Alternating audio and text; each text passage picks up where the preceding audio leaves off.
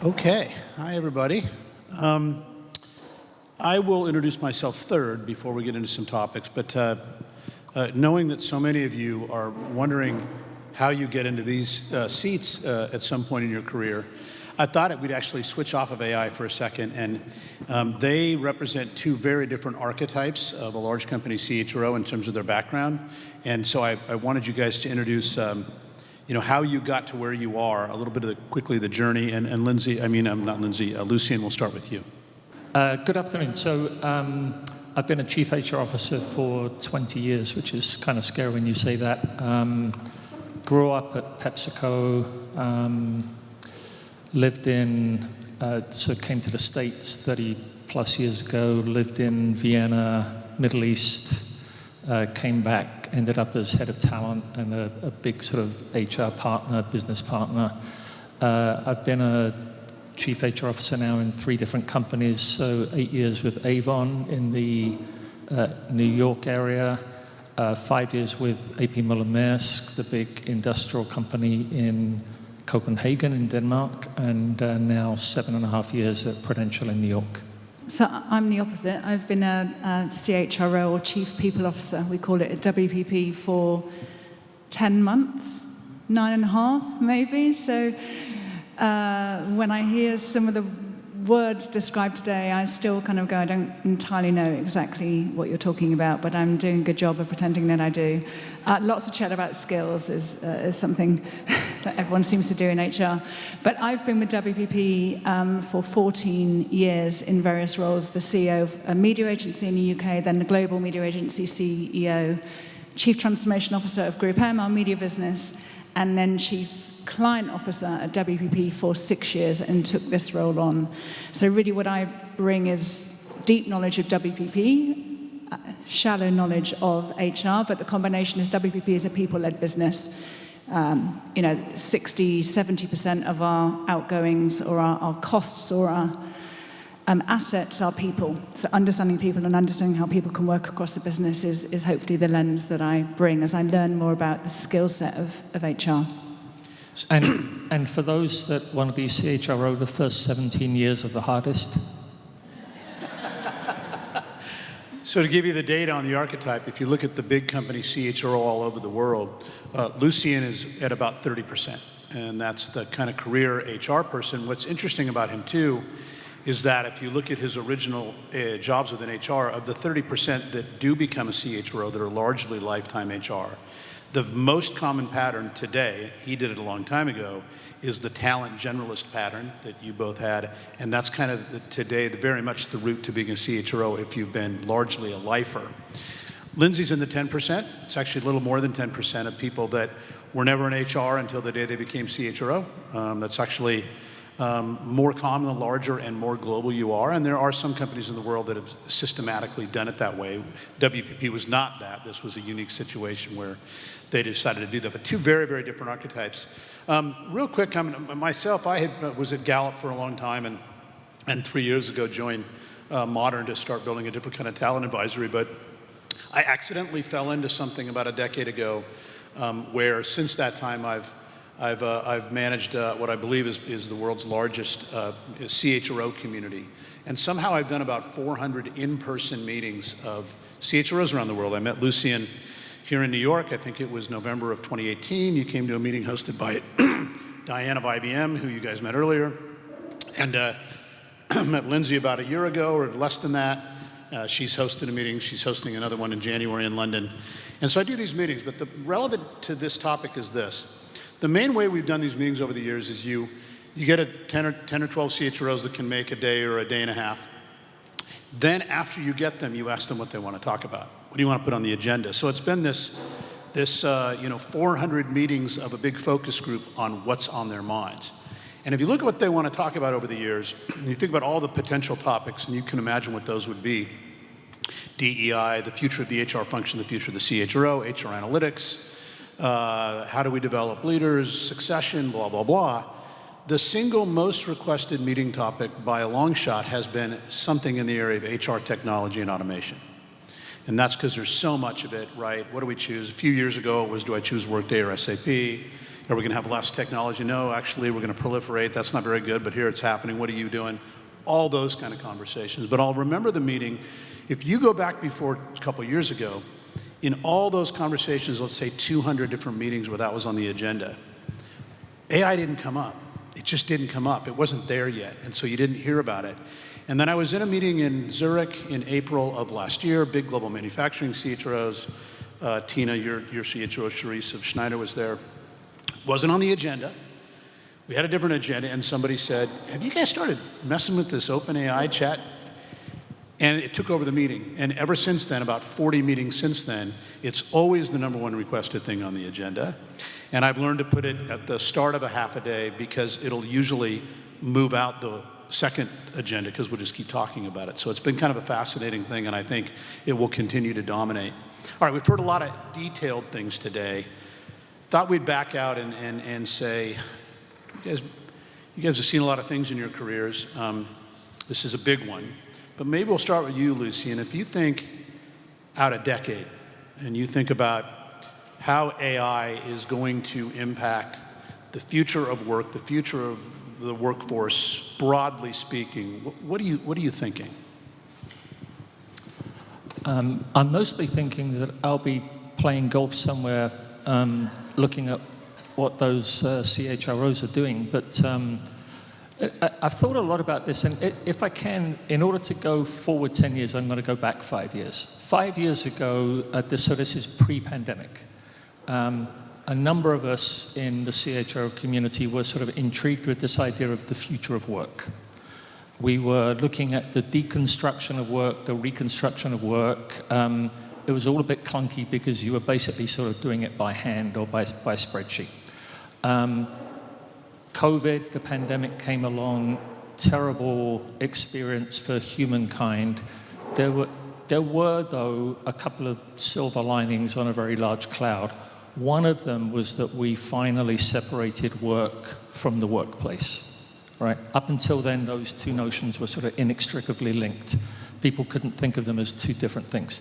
Once you can separate work from the workplace, that opens up a lot more creativity in terms of potential thinking about how that gets done in the future. We then had a couple of years where it was frankly a bit disappointing because the whole debate was about when does the work get done? So the terrible, how many days a week do you come into the office discussions. Nobody was talking about it, and then where. So it's sort of virtual or in office, how many days a week, but nobody was talking about the work. All right. I think the future for HR is the next great competence for HR is in the work. And in my career, I'm lucky I'm a talent guy in an era where talent has been kind of the core skill set of CHROs. That won't go away, but I'm really intrigued now about the ability to optimize the integration of talent, the work, purpose, technology, right? I think, and can I have 1 minute just to talk about, I was really struck by a case study on nursing. There's a world shortage of nurses. Somebody, it's actually Randstad, I think, published the paper, looked at the work of nurses. Why do people go into the nursing profession? Because they want to care for people. How much of their time do you think they spend doing work that they would associate as caring for people? Very little. All right, so you study the work. So what have you just done? You've deconstructed a job into its component tasks.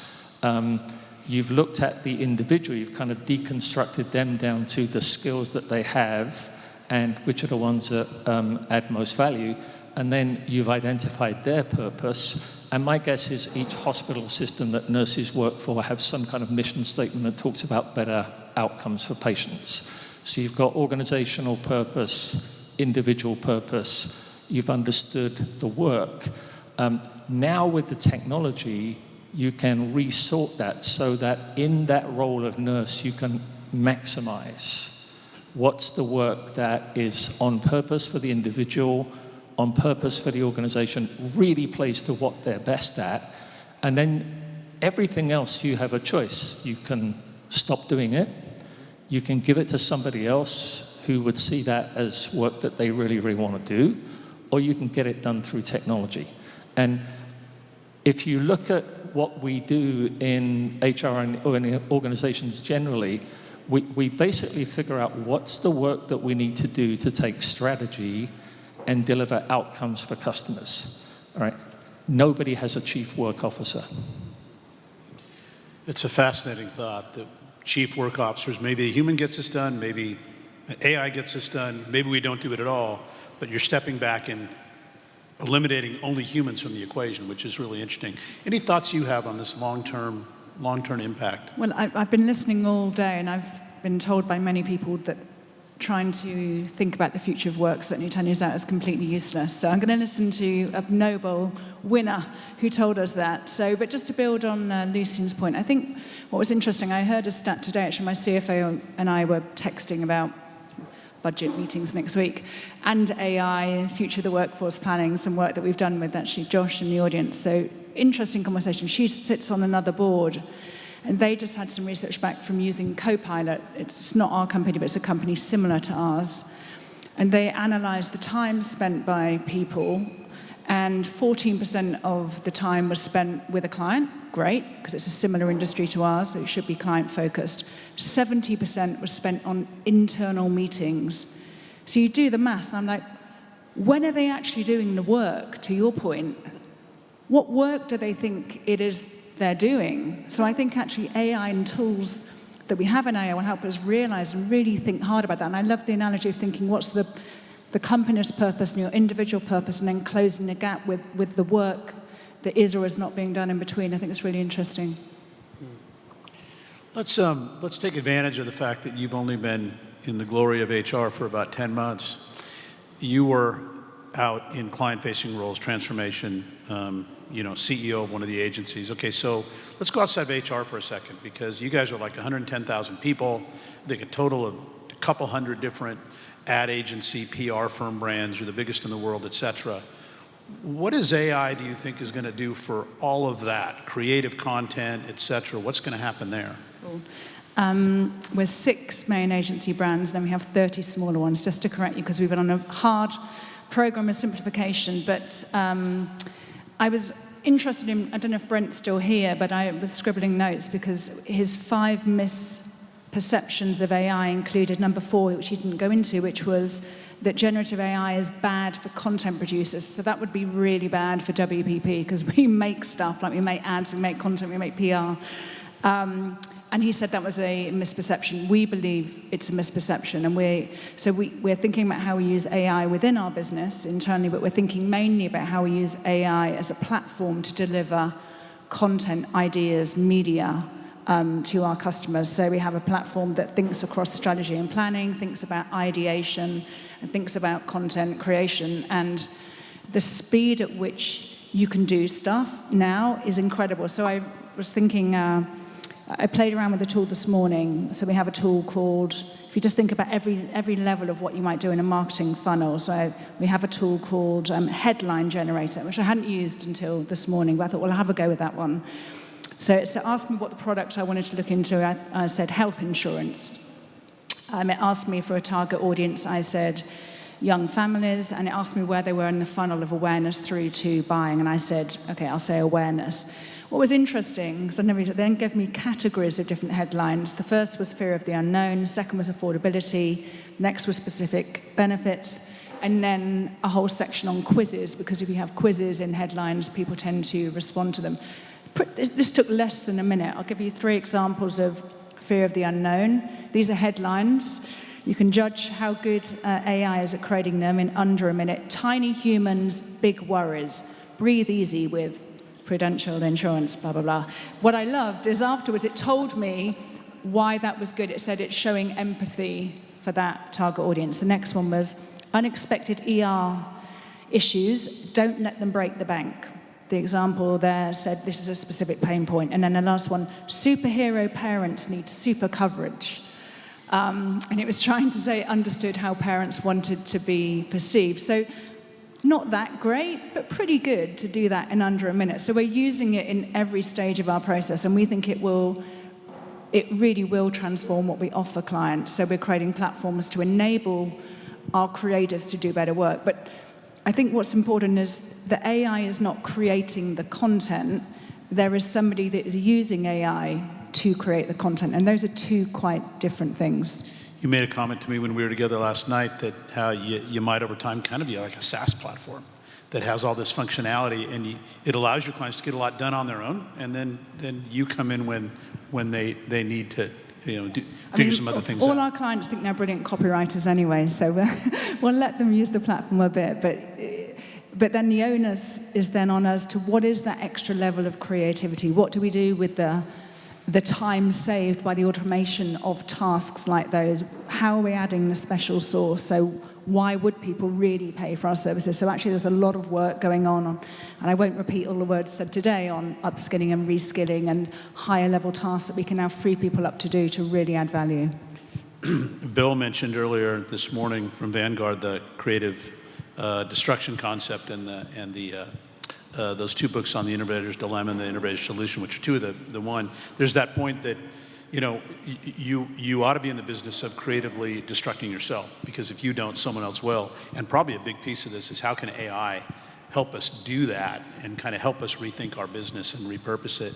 Lucien, I'll go back to you. Okay, so we've been talking a lot about the possibilities, and we just talked a little bit about where could this go, but what do you worry about? Like, how could we misuse AI in a way that would not be helpful for work and workforce and the function of HR? Yeah, I generalize a little bit, if I can, beyond just the topic of AI, because I think that there's a theme that I would like to convey. One is, it's interesting the way Larry introduced sort of two archetypes. One, I was accused of coming from within HR, and Lindsay had real jobs along the way, and then is kind of on holiday. But I don't think of myself as an HR person, right? And I don't think my CEO thinks of me as an HR person. And so for those of you in the audience who do aspire to be CHROs, be a business person, right? And be steeped and curious about what makes your company win. And you happen to bring some expertise in talent and capabilities and culture, whatever. But at the end of the day, you wake up every day worrying about what makes my business win, all right? So a mistake would be don't do that, all right? That's one. The second that I think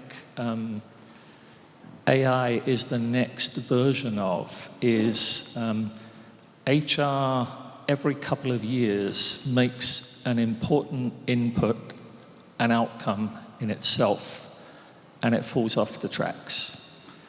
Is employee experience important? Sure it is. Is it the outcome of HR over my dead body? All right, why does it matter? Because it produces great performance. If we produce great performance, our companies win, all right? You can take loads of themes over the years where all of these sort of new discoveries about important new insights, they're really important inputs, but don't lose sight of the fact our job is to help our companies win, all right?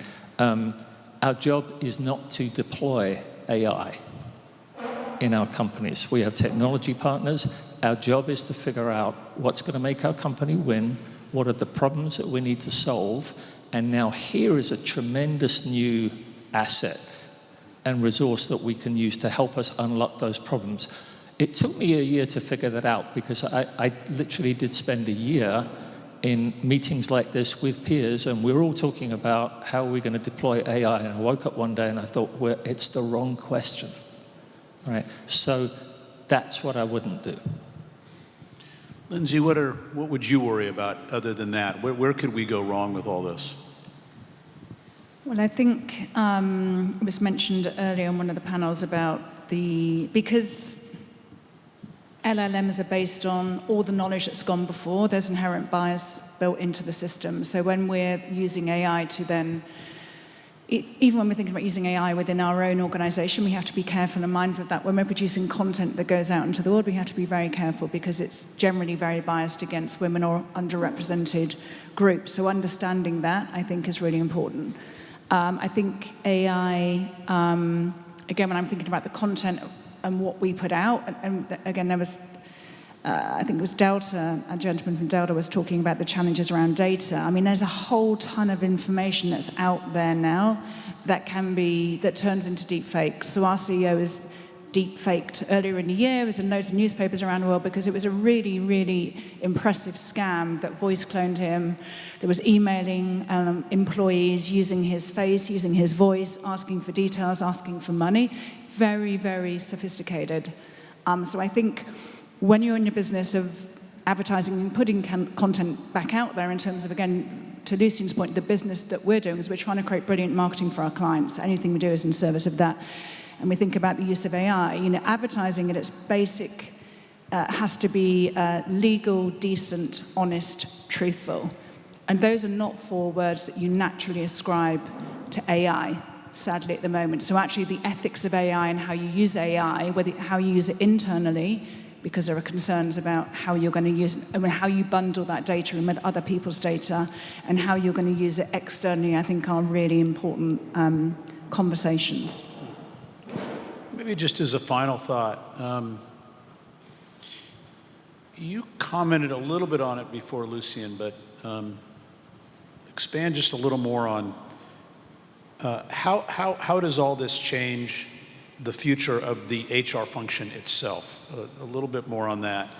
How might it look very different a decade from today than today? Yeah, I personally believe that the fundamental role, if you believe my thesis, which obviously that's up for you to debate with yourself, but my thesis is my job is talent and capabilities to win, all right? I don't think that changes over the next few years. The context in which it gets delivered changes dramatically. The resources with which we can confront those issues going forward, I mean, they were a twinkle in our eye 15 years ago. Now you can do it, all right? And you can do it in seconds, all right? So that will not replace the sort of the fundamental curiosity about how does your business win, who do you compete against, all of those kinds of things. But when you've got those twinkles in your eye now about, well, what about this? Now you've got the ability to really make very, very fast progress against that. But I don't think it changes the fundamental role of a CHRO if you believe that sort of fundamental premise, and I do. I mean, I agree. I think the CHRO is a strategic advisor. I always talk about we call it CPO, CFO, CEO being a triumvirate of how you make decisions. You can't leave the decisions to the CFO. You need to have the people lens applied to everything that you do, because certainly for us and for most people, it's a people-based business. I think the other thing that will be different, or the thing that we need to think about as the conscience within our business to some extent, is the balance of humans and AI, and not letting one rush to overtake the other, because there is still fear. There was a panel earlier about how we get ready. There are still people who are fearful of AI and fearful for their jobs. So our role is to ensure that people feel enabled to embrace the future, that they are AI optimists. Someone talked earlier, I think Jennifer, about pilots, not passengers, so feeling you're in control of your own destiny. But managing that balance and having a culture that's optimistic about that balance but doesn't leave people behind, I think is really important as you move forward. And I think the human skills as a leader in general become much more important. So compassion, courage, curiosity has been talked about a lot today. I think those are really, really important. And again, I love the analogy when someone talked about they were rereading Thinking Fast and Slow, because sometimes our job is to slow things down and think about things and be that, I've said it again, the voice of conscience, which I wouldn't naturally say I am, but because technology will be so fast, we can rush towards it, right? Like the next gold rush, and actually being thoughtful about how we apply it in a balanced way is really important. I think it's incumbent probably on people in this room. If I could, one last sort of analog. So I grew up as a talent person, and it's been a talent era. I've been very lucky with that. But the key question in talent is talent for what? Right? It isn't, talent's not a generic. It's competitively defined. It's defined by your strategy. I have the same question about technology. Technology for what? The thing that brings together for me the talent and the technology is what's the work that creates competitive advantage for your company. That actually is kind of the unifying measure now, which at the moment, nobody has that lens. Well, I'm going to keep us on time, and something occurred to me today when I was listening to everything. I've done a lot of advisory and coaching in my life. These days, it's mainly a combo of advisory and coaching for new and first-time CHROs. But I've been around that field my whole career. And I was thinking about for all of us and myself, and how should we use this just in general? And one thought would be something you referenced. How can we all leverage AI to help us get a bunch of stuff done faster, better, more creatively, whatever, that allows us more time than maybe we've had in forever or ever to just think, to be reflective, to be unhooked. None of us do that anywhere near enough. And it could be that one of the great gifts of AI is to allow us to get more of that time in our life. I think we all know that'll make us a lot better at what we do, both professionally and personally. So maybe that's something to jump on. Yeah. I agree. We were talking about capacity unlock and time, and I was saying, oh, what could we do with it? And someone in the team said, well, maybe we could let people have lunch breaks. I was like, oh yeah, good point. Like, really, right? Well, thank you too. It's been a pleasure, my time with you guys, and thanks for showing up today and doing this.